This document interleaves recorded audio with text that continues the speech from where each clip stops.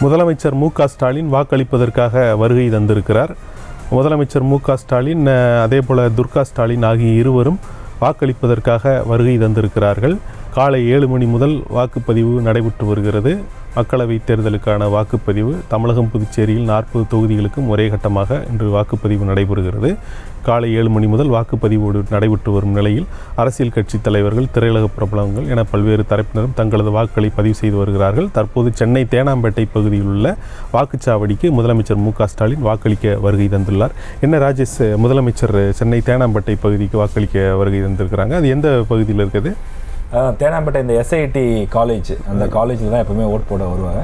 வழக்கமாக எப்போவுமே வந்து அமைச்சர் உதயநிதி அவருடைய மகன் அவங்க அந்த ஃபுல் ஃபேமிலியாக தான் டோட்டலாக வருவாங்க.